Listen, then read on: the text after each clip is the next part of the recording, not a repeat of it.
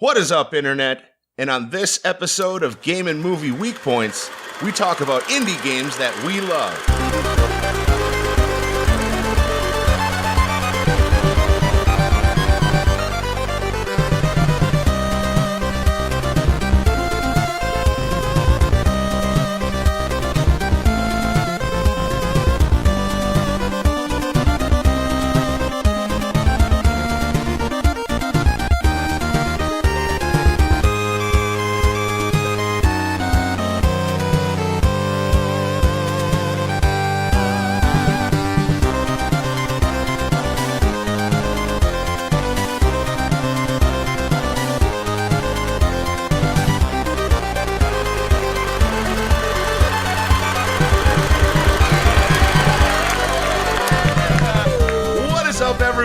It's Tony here, back with Game and Movie Podcast in the studio! Before getting into this episode, I want to say something about the recording of this particular episode.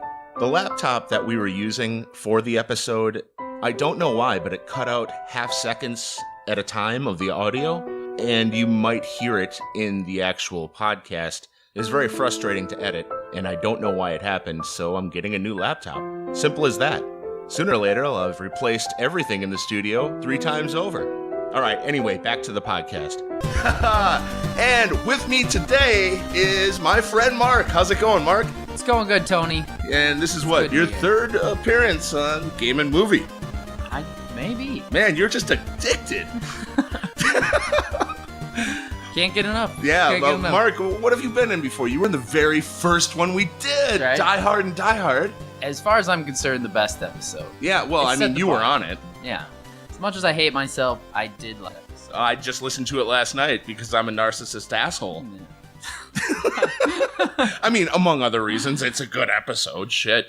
Yeah. But, and you were also in the Robin Hood episode, which was obviously the worst episode. See, wow, maybe this will be somewhere in the middle. I'm hoping so. Yeah. I like to consider myself an average person at everything, so let's hope. Moderation Mark is what we call you. Moderate Mark. Sorry. Coined that myself today. And it's fitting because you're very moderate. I'm very moderate. And I'm sure our listeners care. All 3 of them.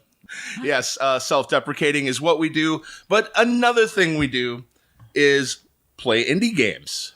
Yes. And I've had this idea for a while to for me and Tony to talk about indie games, especially in this day and age when they're very available. If you have PlayStation, if you have Xbox, you just download, and on PlayStation, you get 2 free games every month. And does sometimes Xbox have that same deal? Xbox One does. Gold? Yeah. Do they give away the free games though? No. Oh yeah. They do. Okay.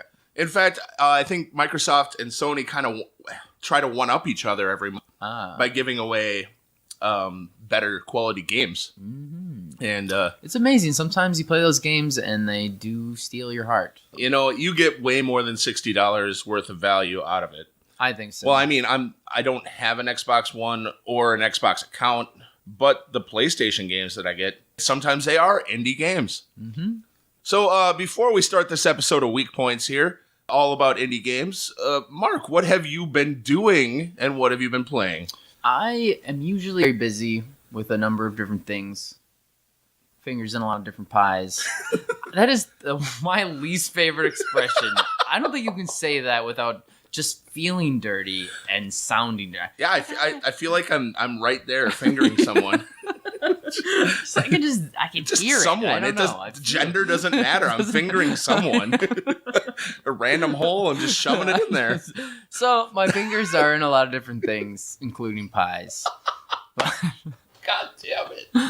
But yeah, I've been doing a lot of stuff. But actually, I haven't been doing that much. Rock and Roller Remote Controller, we just put on an episode, and we're kind of getting into the next one. So I've been writing it, and it's kind of a break before we're filming again, and so I've just kind of been enjoying life. In the summer, sometimes you don't work on stuff. You go outside and you have barbecues and you drink and you hang out with your friends and stuff. You just had a barbecue and it was a success, might I say. Drunken debauchery, yes. Can you bring the mic closer, please? Sure. Drunken debauchery. For sure. Yeah, I got a little drunk. Yeah, I've been playing Sleeping Dogs. You ever play that? Oh, shit. No, I have not. I heard it's Sandbox awesome. game. It is very awesome. It's basically Grand Theft Auto in Hong Kong. My favorite part about Sleeping Dogs is the unresponsiveness of the NPCs. You will just take somebody's head and you will drag a person, just like a bystander, to a car, open the door, put their head between the car door, and slam it like 6 times. Their head just is shooting blood. They fall over dead. And the driver's just sitting there blankly staring forward. Which, if you're used to playing a Grand Theft Auto game, every NPC is very responsive. Like, if you just stand in front of a car, they're like, hey, get moving. Yeah. But they'll just look at you with their hands on the wheel. And it cracks me up, just like staring down somebody. I love it. Car. Man, those little details, they shine like that. do. And in this case, it's the lack of details, honestly. Mm-hmm. Like, should we program some sort of reaction? Nah, fuck it. Well, these earlier Sandbox games, they have a lot to work with. Wait, that didn't come out too long ago. It did. It came out in 2012. So, oh wow, I guess I am wrong. That is a while ago. That's 5 years ago. What I'm playing is the remastered version. Okay, it just came. Right. It was on PlayStation for $7 on sale or something. So I picked it up. Nice. Well worth it. Very fun game. I just want to say, first of all, it's been a while since we've been back in the studio. Mm-hmm. We're finally back here doing something other than MGC. We milked 12 fucking episodes out of the Midwest Gaming Classic, and I am personally ecstatic that we did that. Mm-hmm. That whole experience is a real growing experience for, I think, us as a podcast, but also just dealing with the general public and getting our name out there. Mm-hmm. And I believe we picked up quite a few listeners from that. And thank you very much. I can't say enough how much all of your support means. Even if you only listen to a couple of podcasts, it matters. It really does. I don't consider myself a sensitive person or emotional person, but listening to those podcasts with those people, it's like I don't identify with a lot of segments of society. And just hearing all these different random people coming up and talking to us, it was like touching. Like it's like all these people shared this connection in video games, and it really ran the gamut of different video games. Like little kids loving Frogger, and old people loving these newer, just every game, and just hearing games I never heard about. Yeah, it was very good. These last episodes have been great. Those are our people, man. They are. Yes. And to connect with them at one of the best gaming conventions out there. Mm-hmm. I mean, you go across America, this is one of the top ones, and it's right here in our city. Mm-hmm. Absolutely it is. Mm-hmm. It's one of the biggest ones. It's crazy. I was talking to the guys from Watch Out for Fireballs, and they said, the Portland one is big, but Midwest Gaming Classic is huge. It's got everything as far as I'm concerned. Yeah, it really does. I love they have the museum with every system set up. I think that's a lot different. It could just be a room of arcade games, but it has systems set up. And yeah, it's fucking beautiful, man. Big shout out to Dan Lucen and the entire crew that make Midwest Gaming Classic work every year and get bigger every year. I would go if you have the chance to go. Absolutely. I've been, what have I been playing lately? Oh my God. So I have a Nintendo Switch. Woo, woo. And the Legend of Zelda DLC just came out. I spent over 200 hours on Zelda, and I cannot wait to dig into this DLC. I'll tell you what. To it. Is there a new temple, or I guess it's not really temple? Oh God, I think it's called Legend of the Sword or something. I know Path of the Sword. I don't know. There's a hard mode. Yeah, hard mode was introduced, and there's a new quest, and I really haven't dug much into it. Otherwise, I'd be able to give you more info on that. I really think that is one of my favorite games of all time. It's so which is crazy to say, but it really reinvented Zelda. Mm-hmm. It was getting tired with the hand holding. Yes, when it came to especially Skyward Sword, it was more of the same. I mean, the story was charming and all of that, but the same conventions over and over. But there's a reason it's a convention. To get to one area, you have to get an item to unlock it. It's a masterful gaming logic. Okay, I can agree with you there. Mm-hmm. It is, and it works for a reason, but I was getting tired of it, and I didn't know how tired of it I was until Breath of the Wild came out, and you play it, and it feels, and I made this pun before, so pun intended, like a breath of fresh air. Yeah, I had to. Breath of wild air. So another thing I've been playing on the Wii U, best system ever. No, not ever, but the underrated system. Best system ever. Yeah, you're pretty alone there. Dude, I had a pennant in my hand with a... I like the Wii U. I really do, too. It. Very underrated. Was Xenoblade X. Jesus Christ. Xenoblade Chronicles X, which is just a crazy Japanese role-playing game. And Jesus Christ, is it long? I think I'm done with it now. I've sunk like 50, 60 hours into it. I think I'm done with it. So, But other than that, I think we should start the episode. Yeah.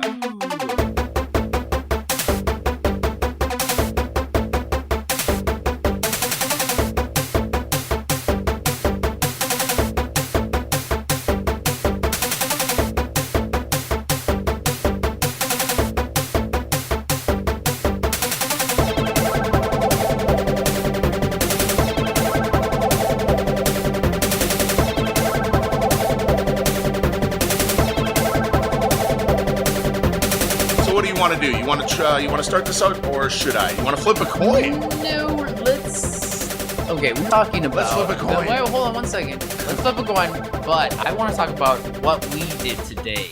Oh yes. Okay, we are talking about Midwest Gaming Classic, which takes place in Brookfield, Wisconsin, and today we were in Brookfield, Illinois. Yes, we were a whole other state away. In an amazing place called Galloping Ghost. Oh baby. It was awesome. It was so much fun. And I did an interview with Doc Mack, who actually owns and runs Galloping Ghost. It's part of our Midwest Gaming Classic Spotlight interviews. Check it out. He's an interesting dude. And wow, this place. I wasn't ready, dude. It's very unassuming from the outside.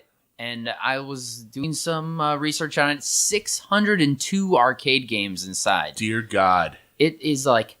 It's like hot inside, just from all the games running at once. All those CRTs. Yeah, it really is. It really is. And it is the largest arcade in the world. In the entire world. And it's so close, I'm very surprised I'd never been there before. Me neither. It was my first time, too. And I gotta say, 20 thumbs up. If I had 18 more fucking arms and hands, I would give all of them the thumbs up. I would too. Except for it could be a little cooler in there. Yeah, it is a sweaty pit for a little bit. They could have one of those cool zones where they have a like a Great America. Like a Great America. Where I mean, that might not work with the electronics, but fuck it, you know. Cool zone. You just said butt fuck it.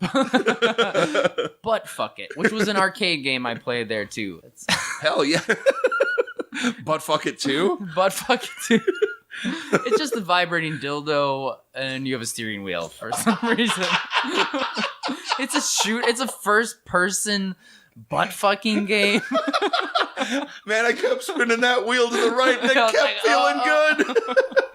If that isn't a game, it probably is. It probably is a game in Japan somewhere. I'm guessing. Not while I'm drinking. Butt fuck it and butt fuck it too.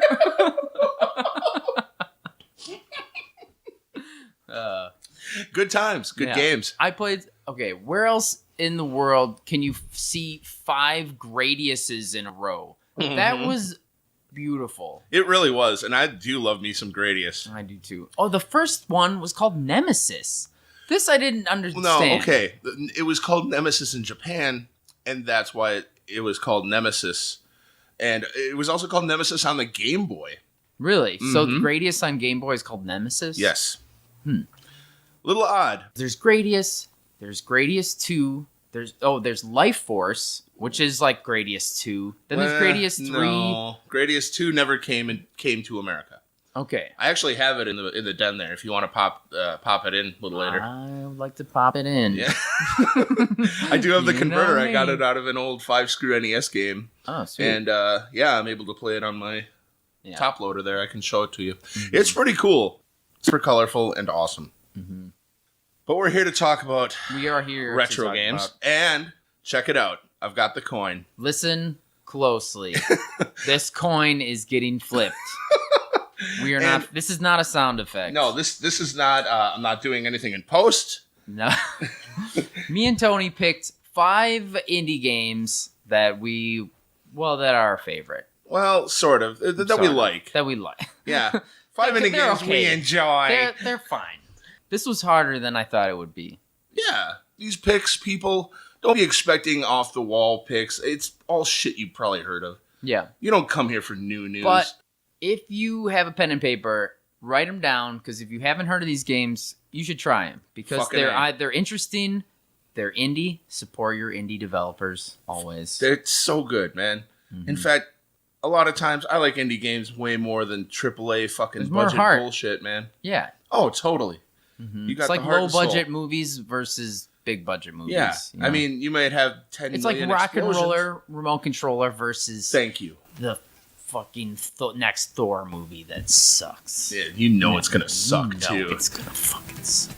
Love it. Anyway, let's get on with the flip. You call it in the air. Tails. Heads, baby. I win. First game I want to talk about is Guacamelee.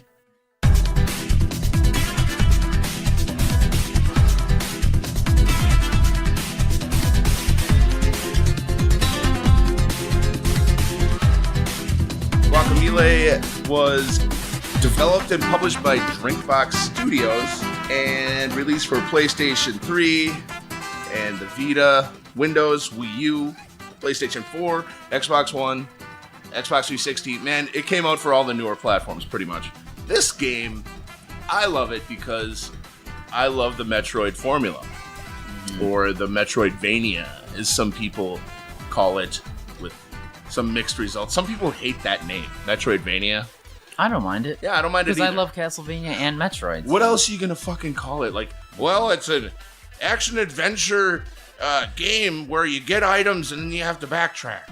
Yeah, it doesn't sound good. Like, Metroidvania, man, it's perfect. When you say it, something instantly comes to your mind and you understand what you're saying. So it's a great portmanteau. I love it. Anyway, you play as a Mexican luchador. Do you like wrestling? Do you have to like wrestling to like this game? Well, oh, no, not at all. No. No. Heck no. Do you have to like guacamole? No, you don't. No, you really don't. You really don't. Do you have to like melee combat? No. Well, you say melee? Actually. Is it melee or melee? It's melee. Guacamelee. Guacamelee. All right, like, you caught me there. Like an apple is kind of melee. Oh, I hate melee apples. Me too. Melee tomatoes are the worst. Fuck out of here with that. Yeah, no, that's not good. But yeah, you do specialize in melee combat, and you're doing punches, kicks, and as you go along, your powers increase. With your powers increasing, you can break blocks or do a double jump into places where you couldn't go before. You know? So that's why it's a Metroidvania. Because, right, yeah, and I really love that type of game. Me too. It really gets to my heart, man. It's like my favorite game of all time is Super Metroid, and yeah, this one hits it right on the head. And before I pass it off to you, one of the greatest things in that game is turning into that fucking chicken, man. You turn into a chicken? You turn into a chicken. Wow. You're basically powerless. It's a little bit of an RPG, right? You go to a town and talk to people? Yeah, well, sure. You do talk to people. You learn their plight, that there is this other luchador who is just terrorizing shit. And it's an apparition, I believe. I don't know. It's been a while since I played it. And it's also comedy, too, right? It's very silly. And right. And the art is very bright. Like you're in a Mexican restaurant, pretty much. It really... And that's another thing. Thank you for bringing that up. That's another thing. It really embodies the Mexican culture, which is important because how many games actually do that? Who developed this game? Are they Mexican? Drinkbox. I don't know what else they've done, actually. That was a great pour. That was a good pour. Hell yeah. Should we take a drink break here? Let's drink break. I got some Hawaiian What do you got punch. over there? He's drinking out of a gigantic ocean spray bottle. Is that a mixed drink? This is not cran lemonade. It's not. The bottle says cran lemonade. It's watermelon peach or something. It's like a generic Crystal Light. Oh, but there's no alcohol in it or anything. Oh, there's alcohol in it. I like reusing those bottles. That's Yeah, you can tell I've reused this a lot just by the fucking bullshit here. Yeah. Ew, God, that's disgusting. You are disgusting. I am a disgusting man. Deal with it. Beautiful, disgusting. I smell like butt 24/7. One of a kind man, Tony Schrader. Mark, you have a game to talk about. I'm sure you have a couple. I'm gonna get right into it with the game I've been playing a lot lately. Okay. And a game I know you love, Tony. Shovel Knight.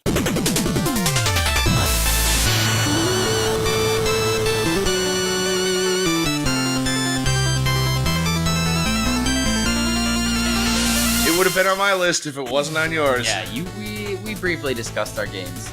Shovel Knight. So good. I played it first on the Wii U. It is amazing. The art. The pixel art is beautiful. I would frame it and put it on my wall. It's so great. It is that good. Yeah, and I just have a soft spot for 16-bit or 8-bit graphics, but the things they do with, like, even just the movements and stuff, like Spectre Knight swings his scythe, and just in those, like, 3 frames, it's just beautiful. His cape blowing in the wind. Oh, God, everything is so fluidly animated, and, yeah, the art is such an homage to the old guard. Yeah, and it's so much better, too. It's like taken it and enhanced it, and it's incredible. The music, 60 frames a second. The music.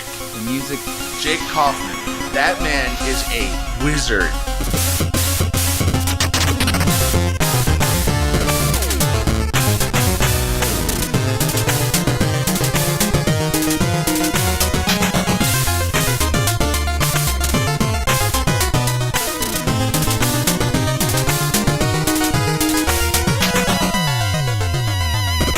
Play those games like maybe Street Fighter did this. You can go in the options mode and you can listen to every song that they have in the game. Well, yeah, like a sound test. Kind of play like a sound test. Dozens of games. A lot of games do it. Not every game does it, but this game they know they're proud of it, and for a good reason.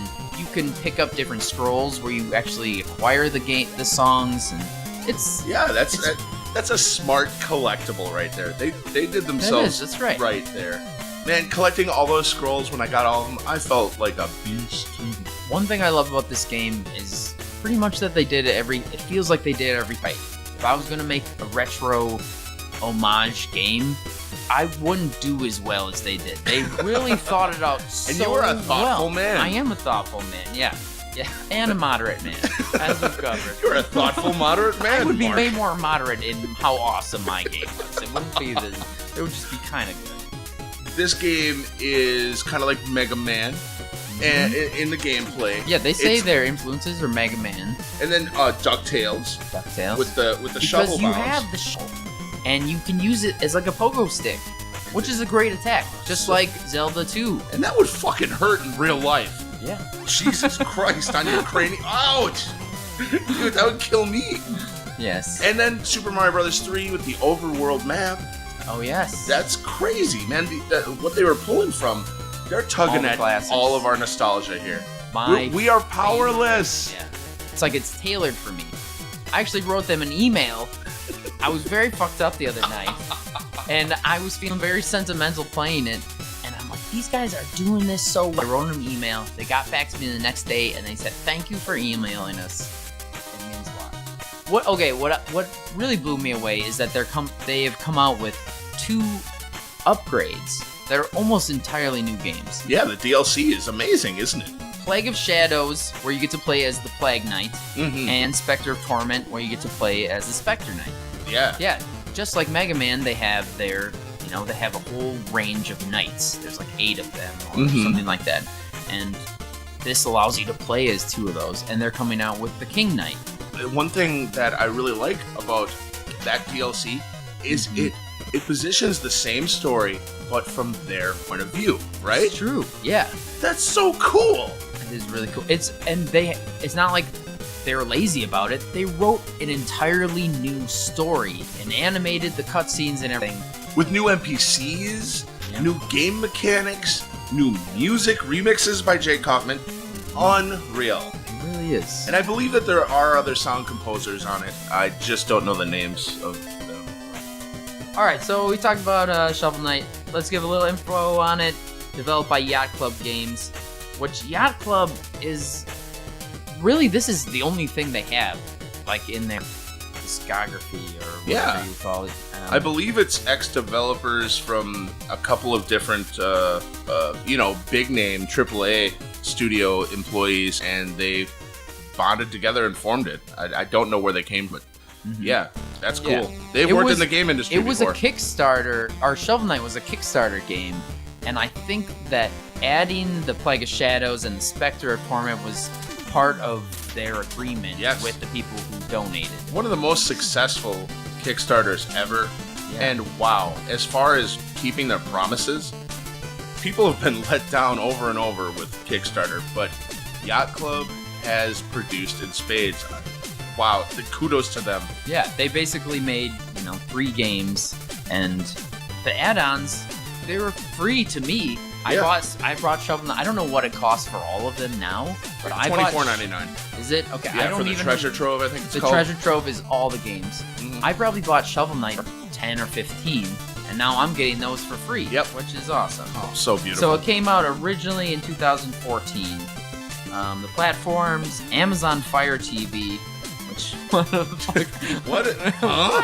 The fuck is that? Microsoft Windows, Nintendo 3DS, Switch, PlayStation 3, PlayStation 4, PlayStation Vita, Wii U, Xbox One. Beyond all the other stuff. Wow, you get all dramatic here. I'm getting dramatic. I'm gonna get close to the mic. It's Amiibo. Oh, yes! I have that little fucker, too! I don't own a single Amiibo, but I want the Shovel Knight. Not only because I went as Shovel Knight for Halloween one year. And that was glamorous, folks. I bought a new shovel just to do it. I'm going to put Mark's picture in the description of this video, this podcast, whatever. If you're watching it on YouTube, it's a video. But, check it out. Mark looks stunning. No one knew who I was. Because not a single person. We're not friends with our kind. In this way. We have wonderful, awesome friends. Amazing. And we know how to pick them. But, we do. But not many people did recognize you, which is kind of disappointing. But not everyone's I should have wore it to the Midwest Gaming Classic. Oh my God, you should have. But the Amiibo has some functionality. It lets you play 2-player. One of the best functionalities ever. Yes, you can play 2 players simultaneous. So Yacht Club programmed that in. What? Yeah. They programmed in 2 players simultaneous. I can't even. Thank you. It's like 2-player Mega Man. How does that work? I don't know. I haven't been able to try it yet. I have not tried it either, but from what I hear, one of the nagging things is trying to stay on the same screen. Of course. I mean, it's kind of like whoever's in the back is lagging. It's kind of like Contra in that way. Or like Sonic and Tails, where Tails is just like, fuck you. Like, come on. Tails, get your tail in gear. Yeah.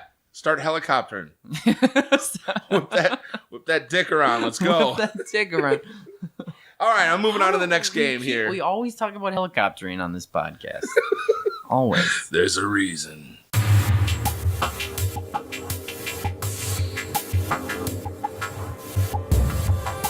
SteamWorld Dig, dude. You played it, haven't you? Great pick. Oh my God. Excellent pick. Fucking love this game. Image and Form was the developer of SteamWorld Dig. Came out initially for the 3DS. Later on, it got ported to Windows, Mac, Linux, Steam, PlayStation 4, and PlayStation Vita, and Xbox One. This game, wow, it came out of left field. It's a game where you dig. How is that fun? But it is incredibly fun. It's great for someone who has OCD, I found. You dig, and you just want to dig. You just want to perfectly dig everything. You want to get every little gem. There's something about it that is extremely addictive. So you use this pickaxe, right? And at first, it's a shit pickaxe. Well, first of all, let's preface this. You're up on the top level, and there's like whoa. Before you even start that, you're like a robot in the Old West. Okay. Which is kind of cool. Like everyone's like a shitty ass robot who's like probably one of the robots is named Rusty. I'm sure. Yeah, I don't remember either. But yeah, and there's like kind of like an old western ghost town up there, and it's nothing but robots. Gotta find some ore or whatever. So yeah, you got a merchant. You got this girl who's female-looking robot that'll save your game for you. Babebot. Yeah, there you go. What? Babebot. Oh, Babebot. Yeah. I thought you said Maidbot.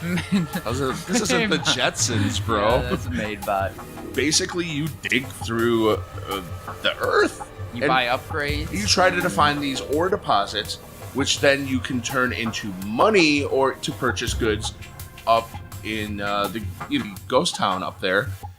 You just get deeper and deeper into the earth, and it's dark. You have to have lantern. You run out of light. And... You can use water to later on. You get a power up to use water to use some special moves. Yeah, and there's enemies in the ground. Yeah, there are weird. Enemies. Oh, there's weird zombie robots, and they carry sticks of dynamite and things like that. Yeah, it's extremely addictive and. Yeah. Other than why is it addictive? It's such a strange game. It's like nothing that I've played before. It's not like Dig Dug. There was a it's a little bit like Dig Dug. Sort of. You don't blow enemies up. No. You can drop rocks on people though. Hey, there you go. Yeah. So they borrowed that mechanic. Yeah. There was also another game on the SNES called Digger T Rock. Never played that. It's not quite like that either. Would you say this is a Metroidvania because there's certain rocks you can't dig through until you buy upgrades that you can dig through certain rocks and get deeper and... See, it's a messy... It's really a rabbit hole. Yeah. No, you go through... Actually, Jeremy Parrish from Retronauts, he has kind of a series on it. Right? He hasn't updated it in a while. But... if you think about the origins of the quote-unquote Metroidvania, they go way beyond, before Metroid. Before Metroid? Oh my god, my head explode. .gif. But yeah, I mean, sure. And nowadays, it's kind of weird because all of these genres are bleeding together. And so... yeah, it borrows elements from that, sure. So this is why it's good that we're talking about indie games because they really kind of are in those in-between genre points. They blur the lines. They blur the lines. Most interesting games you're going to find. When I went to Galloping Ghost today, there's a lot of games where I play where it's just an interesting mechanic or something, and it's something from the 80s or something you've never seen before that is just... fun and interesting. Maybe it doesn't hold your attention forever, but you can really appreciate it. I played a game today called Making Tracks where you're a paint roller. Better than making bacon. Anyway. Aside from that, what is your next game, Mark? My next game is... Super Meat Boy. Hey! Super Meat Boy is... when I started playing it, grabbed me immediately because it's challenging. Challenging, fast-paced, gory, the art is amazing. There's some story. There's a controller. You use a controller to play it, which I always like. Tony's making some kind of face at me I don't know. Dude, the best thing about that game is the controls. How tight they are. Oh, yeah. No, yeah, okay, that's what you're trying to say. Duh, man, that's what made that game so good.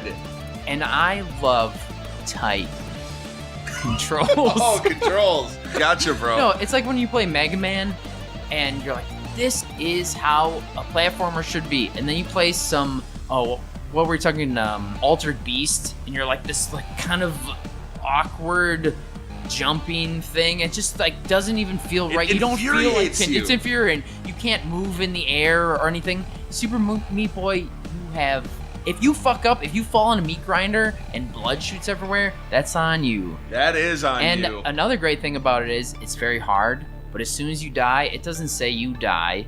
You start immediately. I love that you brought that up. Yeah, you start immediately, and you just go and you go and you go and fucking you're like, waste your time. You keep going, and you have infinite lives. Yeah. Oh, that's what I love about hard games: infinite lives and infinite continues.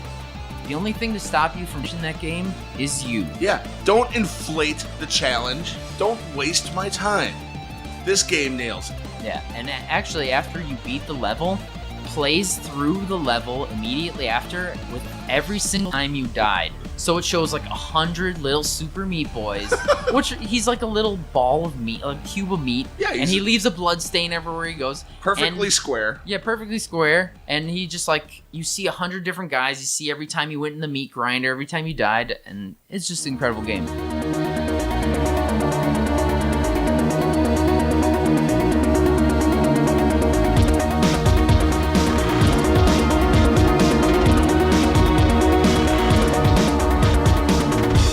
By this point, most people have heard of this game. I'm Maybe sure not. all of the games that we're mentioning, everyone's heard of. It was another thing I like about this game is that it was featured in a documentary called Indie Games. Oh, I love that doc. Yeah, and you can see this guy, Edward McMillan. Edmund McMillan. Yes. It's just him and his girlfriend. I think they have a daughter, maybe. A dog. They just have a dog. Or maybe it's like 10 cats. I don't fucking... It's been a while since I've seen it. Anyway, it's like putting a strain on their relationship because him and his these friend... These are real people, man. They've got everything on the line. They don't have any money. They're just like in a small open. And him and his friend are making this game, Super Meat Boy. It also features Fez and Braid. Yeah. But of those three games, I like Super Meat Boy the best because I'm a platforming junkie. They're putting out this game, and guess what? As soon as they get it done, they sell like 8 million copies to start in the first like night. And guess what? The guy's a millionaire, but he deserves it because he's a great artist. The game is amazing. And how awesome of a score was it for the producers of Indie Game to follow these developers while it was happening? And this is right at the beginning. These are some of the, I would say, first wave of indie games. Yeah, indie games are blowing up. How about some stats on this game? Super Meat Boy, developed by Team Meat, published by Team Meat. Oh yeah, developed. Tony, published, you have a lot of experience with meat. I don't know what you're talking about. You're always telling me when I text you, I'm like, Tony, what are you doing? You're just like, beating the meat. I do have a meat tenderizer though. You do? Yeah, I'll hit that meat. Oh yeah, you're okay. Yeah, I'm always making. I make a lot of steaks. Yes, Tony's always making steaks. And it is high steaks. And it smells like meat in your house. Smeat? Is that the thing? It says like Smeat, Super Smeat Boy. Super Seaman Gulper. Okay, I'm cutting that. Super Seaman Gulper. That's also Japanese. Game. And the only Atari game developed by the Japanese was Super Seaman Gulper, and it didn't sell too well. You're a tiny sperm and you're trying not to get gulped. I would play that game. Hey man, if you land on the chin, that's bonus points. Oh my God. All right. Okay. Super Meat Boy, developed by Team Meat, designer Edmund McMillan. It's on Xbox 360, Microsoft Windows, Linux, PlayStation 4, PlayStation Vita, Wii U, Android. Could you get any more robotic? Hold on. It was released in October 2010. And so yeah, one funny thing about it is that I recently found this game. I was just looking for a phone game to play, and I was looking at platformers. And I found this game called Mad Dex, and you look exactly like Super Meat Boy, but you have a hat on. You leave blood stains on the walls. There's grinders. It is the game exactly.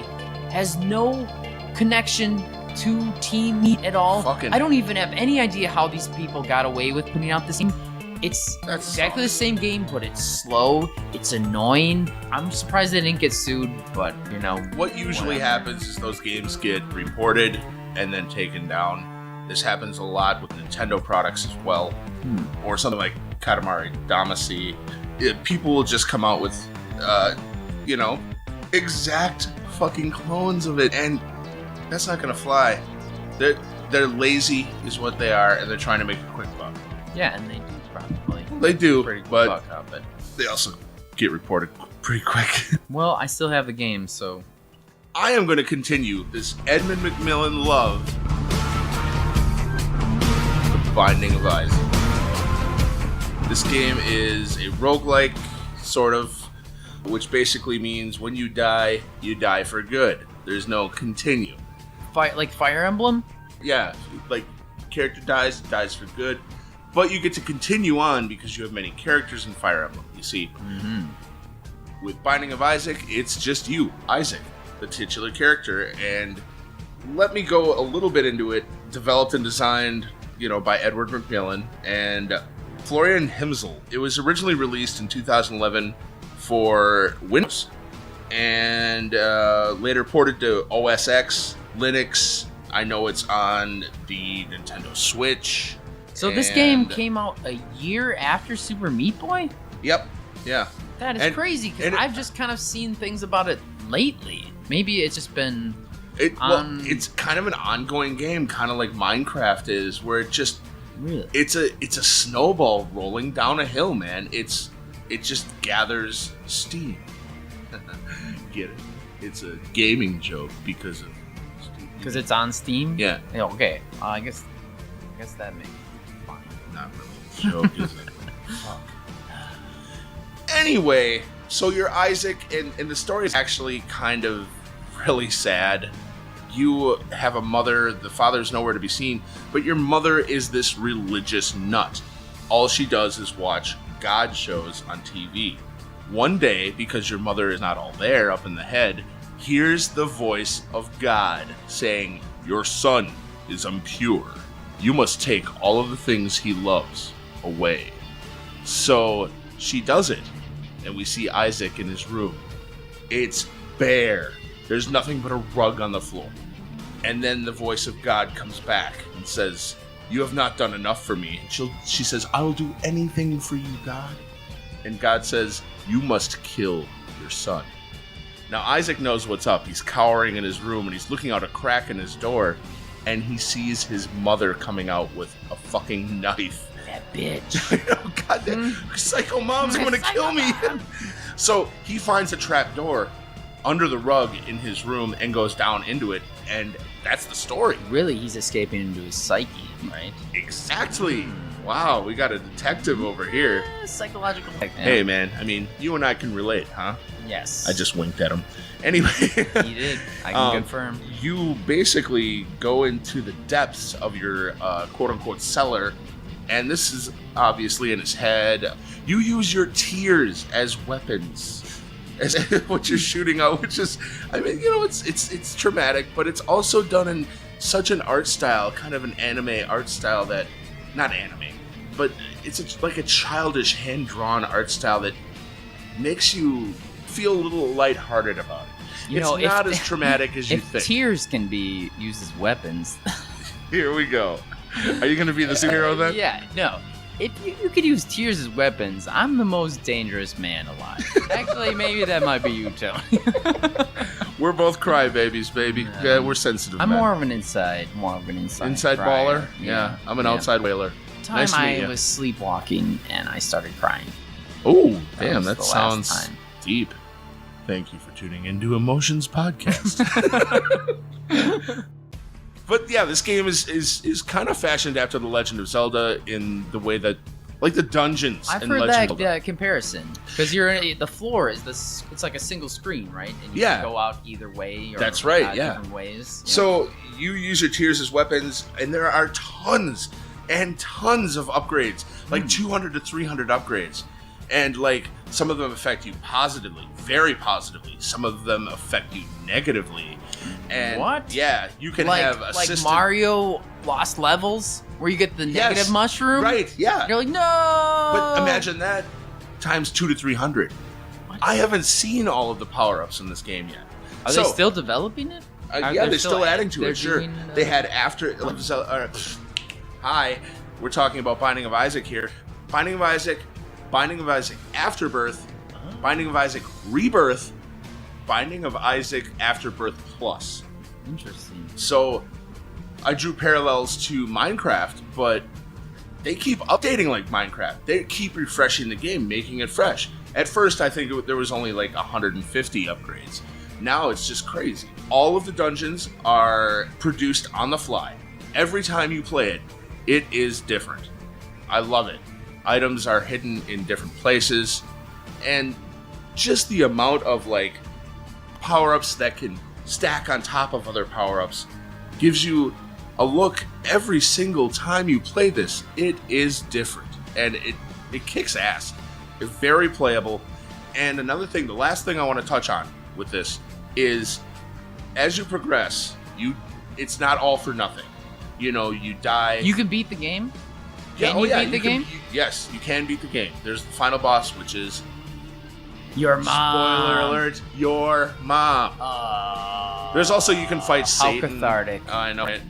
And I'll tell you about the final boss battle. Is your mom. All it is a giant foot that comes down, which reminds me of Muppet Babies. Because you only see their legs? Yeah. I don't know why, but she's like, Isaac! And then you hear boom, and a giant heel comes down. I like his art style. It's just kind of dark. Oh, it's awesome. It's twisted. Yeah, twisted. Yeah. It really is. But yeah, as you go along, you can unlock other characters if you, like, say, beat the game 7 times, or beat it on this money mode that there is, or other things, man. And it's a very deep game, infinitely replayable. There are tons of speedruns on it. Check it out. Let's take a break for a second. Yeah.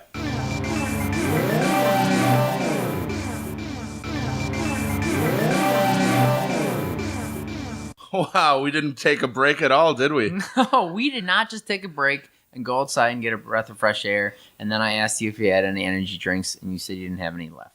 No, none of that happened. We didn't do that. And here we go. The coin flip. All right, and I am next. My next game is 6 V's in a row. Oh, that's what it's called, huh? The 6 V's in a row. VVVVVV? VVVVVV.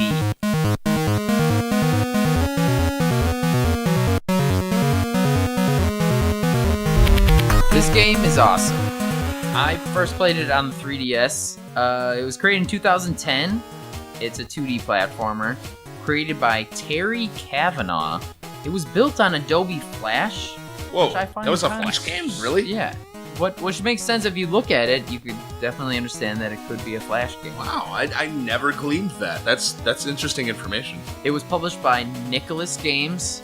Yeah, you love me some Nicholas. Yeah, me too. If you know anything about indie games, you'll see Nicholas coming around a lot. It's on Microsoft Windows, Linux, 3DS, PlayStation Vita, PlayStation 4, Android, Ouya, and on Open Pandora. I don't even know what that means. Yeah, that's. I think you just made that up. No, I didn't. I'm looking right at Wikipedia right now, Tony. You were. I know. I'm really hard to get along with.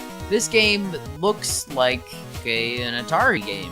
Yeah, kind of. It really has simplistic graphics. I mean, it's even worse than 8-bit. Yeah. I would call this 4-bit or 2-bit. This is like a 1-bit. What is a Get the 1-bit game out of here? 1-bit is just like a cube. It's like it's like a dot on a screen. I love my 1-bit game. It's more reminiscent of Atari, I think.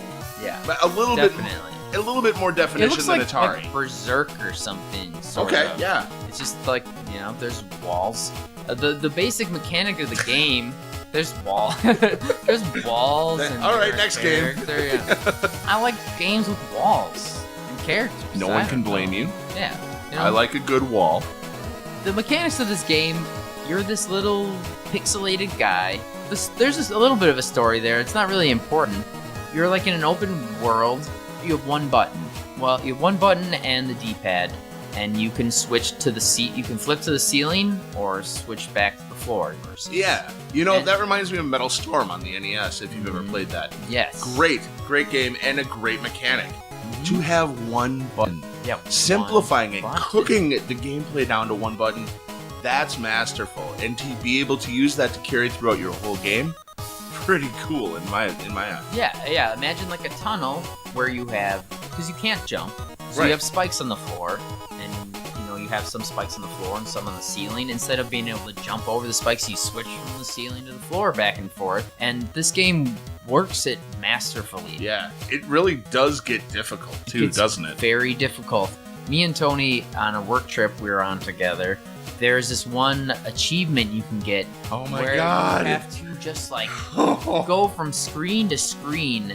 It's like Mega Man when you do that falling scene. Oh where yes, there's it is. Spikes, and you just have to like kind of move your character just a few pixels over, and then you go to the next screen and you like move over. Oh my god! It's like that, but times a million. And you have to go all the way up to the top. You go it's like 4 screens up. Yeah, it's and like then an you have to 8-screen hit the endeavor. button. Yeah, hit the button at the right time and go back down. And me and Tony spent hours trying to get this one achievement. Finally got it, baby. Yeah. I flipped out in the hotel room. I was screaming. He was screaming. Oh my god, that's the type of screaming that you don't hear normally. They banned him from the Continental Breakfast. I know. They had like, bluebird this guy. juice too, and I fucking love that shit. And a free cookie. Oh, I didn't get a cookie. I got Oh yeah, you were the guy who screamed. Yeah. I knew you'd be fat. I don't care how many achievements you unlocked. I'm noticing a trend here in our indie games. We like a little bit of difficulty, but rewarding difficulty. Right, and these games do it right, don't they? They do it right. Yeah. I think that we grew up in an age of Nintendo hard, NES hard, as they say. And is that a term? Oh yeah, NES hard. It's well then I'm hardened to the core. Yeah, dude. I got NES hardened fingers of steel. Or something. In every pie. I got But like, yeah, I mean, Battletoads, that's considered NES hard. There's hard and then there's NES hard. Yeah, these. And then there's Japanese Famicom hard. Oh my god. But yeah, VVV, and I think every letter stands for one of the names of the people you need to rescue. Yes, that's part of the story. There's like a storyline. Yeah, there's like Victor and Victoria. Well, anyway. Not important. Oh, actually, one of the coolest parts of this, in the game, they have different games written by people. Like they asked developers and coders who they knew to write a game and write a level for it. And they're right there in the game for free. It's so cool. How cool is that? Because it's such a simple game. It's basically like write a platforming level, like write a Mario Maker level. Yeah, it really is. Using our game. And they did, and you can play them, and they're all challenging in their own different way. And How cool is that? Some of them are even easy, which is also a breath of fresh air because, you don't oh want my it to be god, all hard. thank god, like this is actually not a challenge where I'm ripping my hair out. I got through it and it was enjoyable. But nothing beats when you conquer something that is so hard and has been tormenting you. Nothing beats that feeling, baby. Just the pure feeling of accomplishment. You're a winner. That's true. Yeah, that's what it's all about. I mean, I don't get that anywhere else in my life, so video games are nice. Yeah. So whereas Shovel Knight is, or we were talking about Shovel Knight, amazingly beautiful game. Yep. VVVVV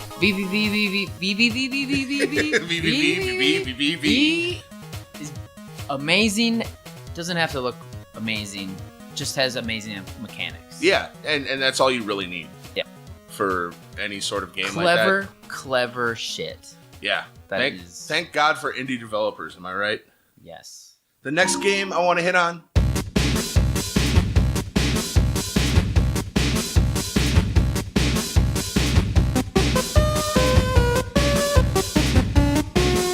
I guess if you haven't heard of Undertale, I don't know what to tell you, man.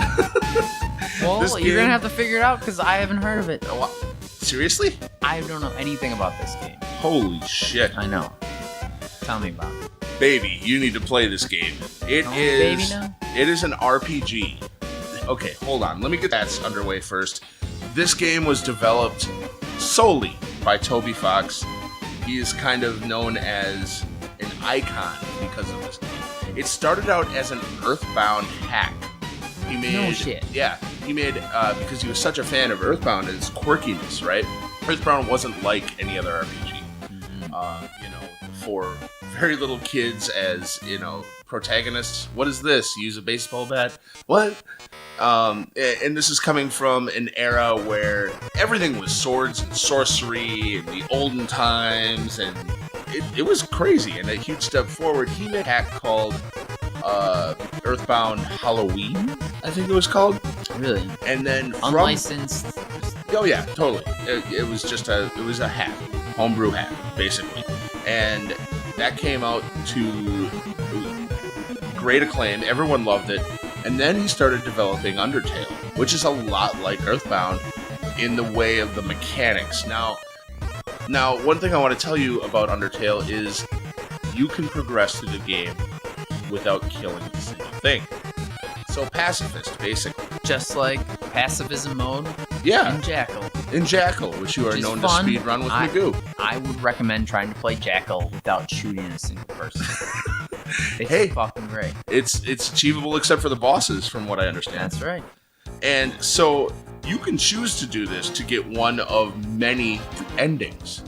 Now you can also kill everything. One thing that I think a lot of game developers don't do is try and mess with you psychologically. This game does it masterfully. If you are on the all-kill mode, by the end, the game itself changes. The backgrounds change, darker colors, the music changes to be more evil You're and menacing. shitting me. The game changes depending on how many people you kill. Yes. By the end, What does this game even look like? I'm not even. It looks exactly. It looks like Earthbound. Yeah. It's like a overworld kind of walking through towns. Yeah. Fight enemies, There's kind of come out. tons of colorful NPCs. It's unreal. If you are in the all kill mode, by the end, you feel terrible. You're like a dark paladin or dark knight or something like is that. Just horrible. Like, you feel bad. It fucks with you. It really does. If you don't kill anything, everything is lighter. The music is lighter. It's kind of crazy, man. What year did this game come out? Well, he launched this Kickstarter in 2013. Got fully funded, of course. And it came out worldwide in 2015. September 15th, it says here on Wikipedia.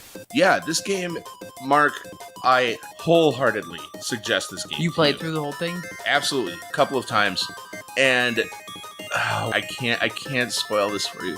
I will say there are so many surprises in here.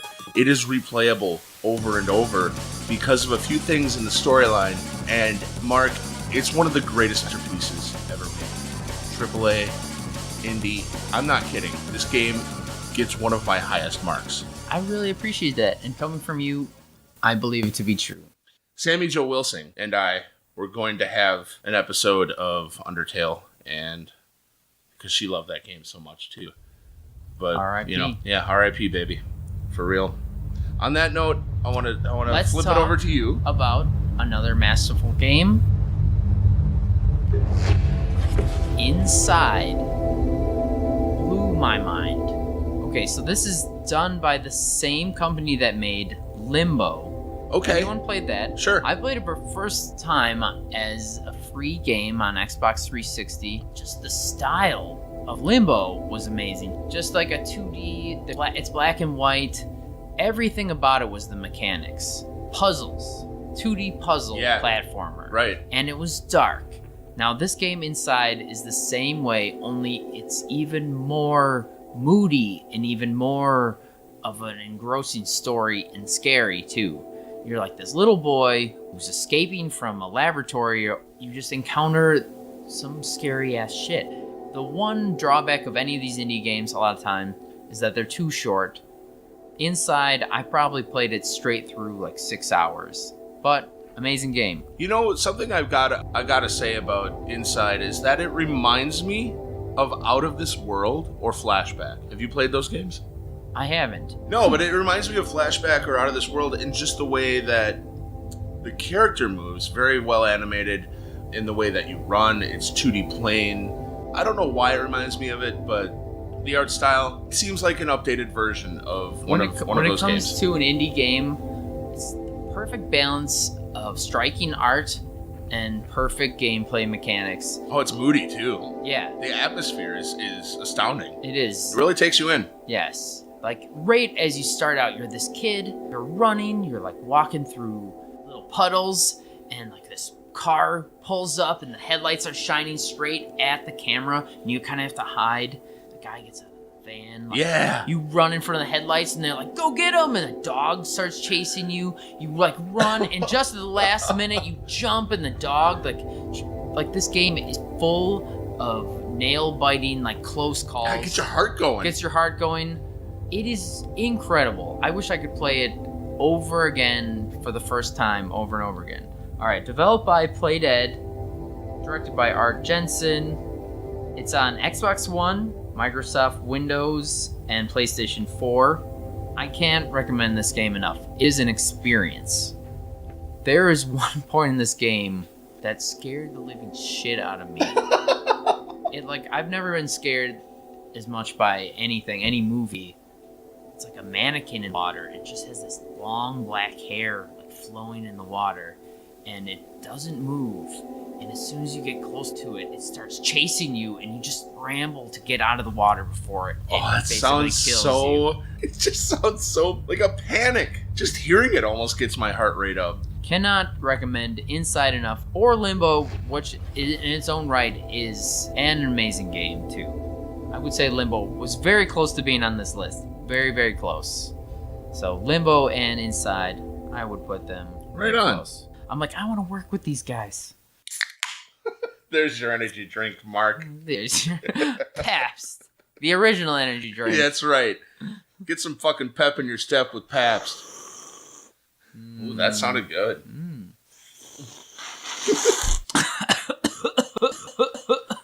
So the next game I want to talk about is Axiom Verge.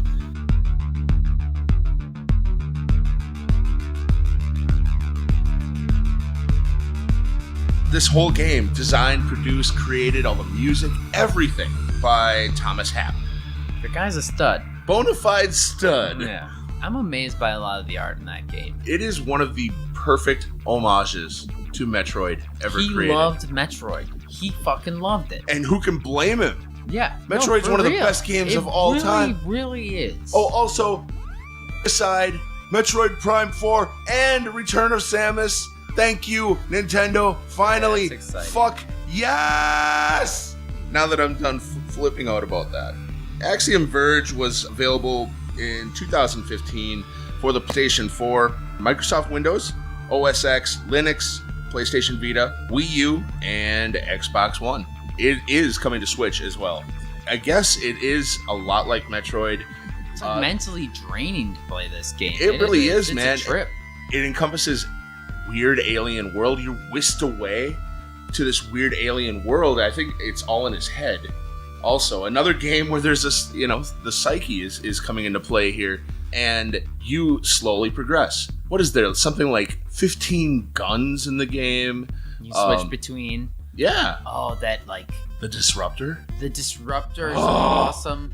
So good. This spinning cyclone drill that just is that thing awesome. The sound of it sound is so satisfying, just it breaking is. through walls with it. Yes. Like when you find a wall too, there is shit just hidden. like Super Metroid, where you can find hidden walls that break apart, right? Like energy tanks over here and a missile upgrade over here. Well, this is there's health upgrades, and you can also make your guns more powerful and shoot longer distances. That's important.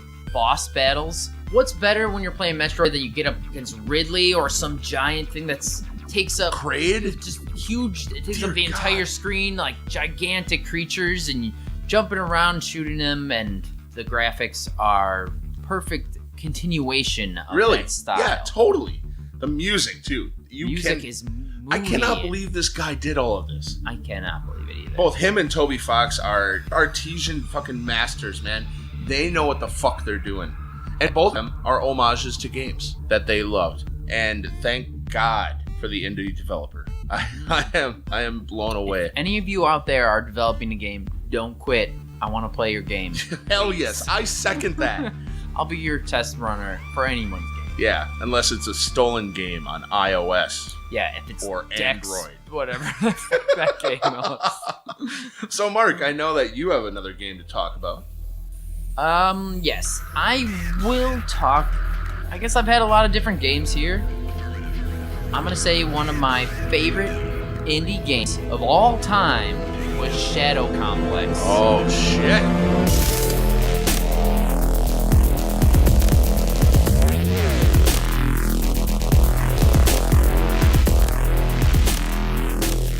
A Metroidvania with the map and everything.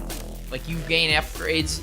This couldn't be more of a quintessential Metroidvania. Now, I have not played this game at all, so you're gonna have to kind of go into, I don't know, detail about it. I played it a little bit over at your house, and that was a couple years ago, and I remember saying I should buy this. In fact, I should on the PlayStation 4. Hey, you want to make out? Hey, you want to make out? So you heard it here first. Tony just asked me if I want to make out with him. I want to do a little trade with you. I will buy you Undertale if you buy me Shadow Complex. Wow. I think I had the Shadow Complex on that little Xbox 360 thing. Yeah, but the thing with that is you can't really start your new game. That was the huge... You could have started a new one. Okay. Yeah, I know, but... I think I rebought it. I bought it for PlayStation 4.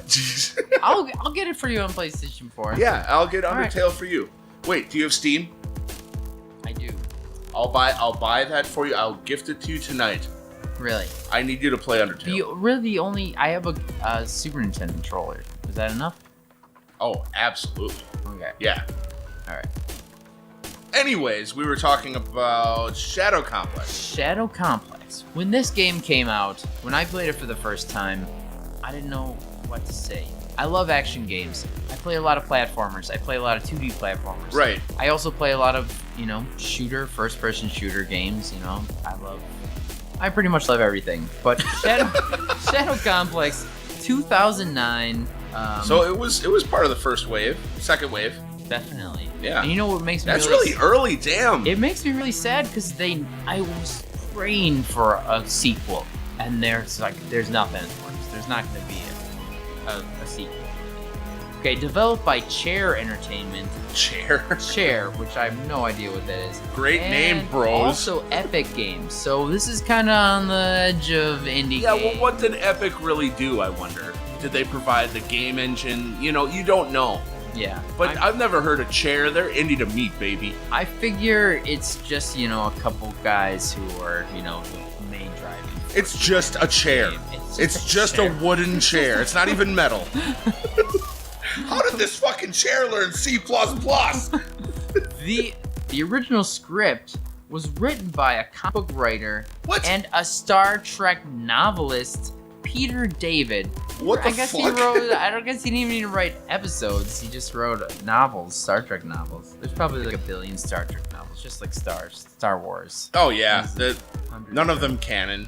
Yeah, exactly. It's just. But Shadow Complex. It's fanfic. You're this guy, and you're just going hiking with this girl, and you enter into the secret base, and there's a camera, and all of a sudden you're in the secret base with these mechanized robots, and you get in this suit, and you get powers, and you find out your dad was a secret agent, and you're like a natural secret agent. You're just shooting ninjas. And it is. This sounds like a 3-year-old made this up, but I mean, yeah, it's cool. Well, it is very cool, and I can't wait to play it. It's extremely fun to play. Man, the stealth element is awesome. If you like shooting dudes, I love shooting dudes. Right? I mean, who doesn't like shooting dudes? On the weekend? Bad dudes. On the weekend? Oh yeah. Yeah. Hell yeah. Of course. Only the bad. Shooting bad dudes on the weekend. You know what I'm saying? It's an incredible game, and yeah, just like any Metroidvania, you get grenades, you get a rocket launcher. You can't blow open certain doors until you have the rocket launcher. What I love about Shadow Complex is that it looks really realistic. It's one of those 3D games that is 2D. And actually, 2.5D sometimes. Is that what they call it? Sometimes. Because there'll be guys hiding like down a walkway, and you can shoot at them, and it actually isn't that hard to shoot them. You would think that you just with a joystick in a 2D game. You know, you can shoot up or down or left or right. Sure. But yeah. you just cardinal kind of, directions. You kind of angle your joystick and it finds these guys. It is very fluid and looks beautiful. You swim underwater. You have these amazing boss battles. Everything about this game, I cannot speak highly enough about it. Man, you were getting me so hyped for this game. Yes. I cannot wait to play it. You have to play this game. Well, I It will, is because you're going to incredible. buy it for me. Yeah. Well, I can buy it for you. I can't force you to play it. I will play the fuck out of this game. You know how much I like Metroid-style shit. I do. That's another thing about indie games as well, that you can start a game, and maybe a fault of these games can be that they're not long, but that can also be a positive. My brother loaned me Final Fantasy 14. Oh, Jesus. Right? I'm sorry. And I'm just thinking, like, I want to play this game, but I can't. I have a very busy life. I can't play a game that's just long. Yeah, that's An my indie problem. game, you're like, I'm in this, I'm in it. You spend a few nights, you beat the game. Yes. Like, that was an interesting, new experience, new mechanics, and satisfying ending. What a wonderful experience. I love it. I love it. I agree with you 100%. Not every game needs to fucking last 100 hours. God damn it! Yeah, and they're so much cheaper, too. Yeah. $15. And where's your money going? Somewhere awesome. Yeah, your buddy made this game. You probably would be friends with them. Oh, if yeah. You could. You'd crack a beer with them. You would crack a beer. I'll drink a beer for them right now. Oh, go, Mark, go. That was really exaggerated. Wow. Sounded like you were doing something else. Tony, stop. Put team meat away.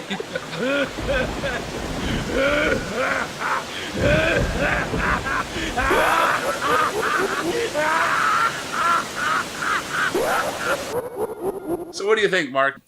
Listening to these games, I just want to play them all. I do too, dude. I really do. God, that indie gaming came out. It has enriched my life so much. As much as Sony and Microsoft and Nintendo especially. Capcom, Konami, not lately. But, I mean, even Ubisoft have enriched my life. I wouldn't trade indie games for any of it, man. Mm-hmm. For real. Some great shit has come out, and kudos to everyone we mentioned, every game we mentioned. Yeah, this shit is what keeps me gaming, man. Me too. It's easy to feel isolated. Like, not all these games are for me, or what I'm interested in is racing. Yeah, I love Nintendo games. And there is a resurgence of retro-inspired games, because there's people like me, and to see them still happening is very heartwarming. Puts a song in my heart, really. The nostalgia's there. It makes me email a random company like Yacht Cup Games just to thank them. Yes. Which I would recommend, whenever you play a really good game, just email them for just why not, you know? See, they do love it. It's not There's real people there. Right. There really are. You try messaging Electronic Arts. You just try that. Yeah. I'm gonna try that, and I will let you guys know how that goes. That's an interesting experiment. You know what? That's a great experiment. Let's try emailing 20 different companies and see what automated responses we get. I don't know where I was going with that, but I just think it's an interesting experiment. That is a very interesting experiment. Thank you for contacting Electronic Arts. Do not respond to this email. Well, folks, I don't know about you, but I'm getting a little long in the tooth here. What, you're just getting old? Yeah, I'm 41, you idiot. My birthday is tomorrow. No, dude, it is in 40 minutes. Oh my God. Mark, how old are you going to be? I'm going to be as old as dirt. Which is? 34 years old. Yo! That's I wish I was 34 the definition of middle age. You've already got the house, the picket fence, the 2 dogs, 2 kids, and a wife. What more do you need, man? You just got it all set up. Another platformer. Yeah. Another retro platformer. That's all I really want. All right. Well, from Mark and me, I'd like to say thank you for listening, and see you later from Game and Movie Podcast. Woo! Da-na-na-na-na-na-na-na-na-na. Fuck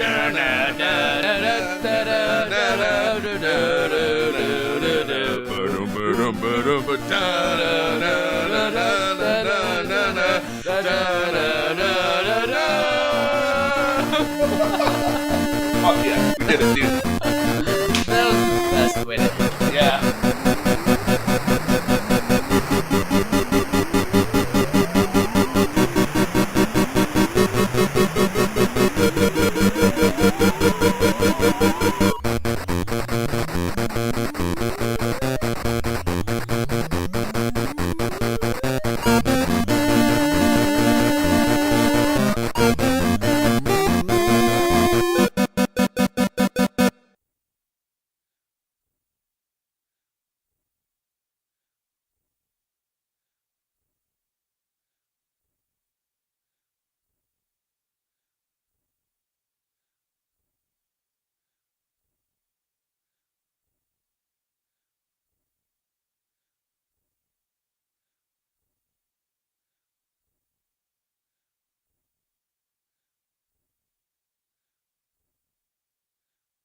What is up, you goddamn douchebags? What is up, you pieces of human dog shit? What is up, you Danish Kriller-looking motherfuckers? And a special shout out to Thomas Krog, if you're listening. Krog. Thomas. What's wrong, Thomas? Are you not you before you've had your morning, Krog? Piece of shit, piece of shit, piece of shit. Unique New York. Unique New York. New York. New York. New York. Unite. And just hanging out in New York. Give me some sugar on the mic there. Sugar, baby. Tony, here's your sugar. Hey, and all right. This is good. That's sugar. a very good sugar. Yeah, thanks for the. This is tasting good. I haven't been. That's a whole cup of sugar right there. This is feeling good. I feel good. Tony, I feel bad. I feel real bad. I love sugar. I feel bad. I feel bad. I feel worse. Bad. No, I feel good. I was kidding. Good. I feel bad. Wow, Brenner beer sure is tasty. Why don't you fill up your Is there beer in damn whiskey? Yeah. And check it out. Wow. Oh, wow. Wow. Oh, wow. Wow. Wow, part 2. Okay, buddy. How's it going there, Mark? It's going okay. Mark, I need you to talk into the mic. Tony, I'm doing terrible. I want you to use your regular voice, please. Yeah, so something like Shovel that. Knight's a good game. Yeah, Shovel Knight is like excellent. It. Yeah, I agree. Inside is fine. Inside's it's okay. It's I mean it's beautiful and all that. Great gameplay. It's suspenseful and what a great enough story. Enough about Inside. Okay, right. Next game is Shadow Complex. Shadow Complex. Hey, let me get in there with one. Guacamelee was. Yeah, it's fine. There's some wrestling luchador type of shit. Yeah, everyone fine. Okay, whatever you punch. Yeah, okay. One that's just like 6 V's in a row. That's okay. 6 V's in a row. I think, like isn't that what it's called actually? Yep, 6 V's. 6 V's in a row. How about that? How about SteamWorld Dig? Huh? You do what is that fucking gardening game? If you're into archaeology or something like that. Yeah. And with Binding of Isaac, that's some sort of bondage shit, right? Oh, that's running around crying, using your tears as weapons. What the fuck is that? Is that how that works? Yeah, and an abusive mom. If you can use tears as a weapon, then I'm like the most dangerous man on earth. Well, can I be your apprentice? Because I was crying not too long ago. Oh, boy. With my dick in my hand. That's true. I walked in on that when I got here. Yeah. And speaking of dick in my hand, it's probably because I haven't had a cave story in a while, if you catch my drift. Yeah. And then speaking of dick in your hand, Super Meat Boy. Oh, shit, man. You're great with those, dicks. It's dicks. You're great with those dicks.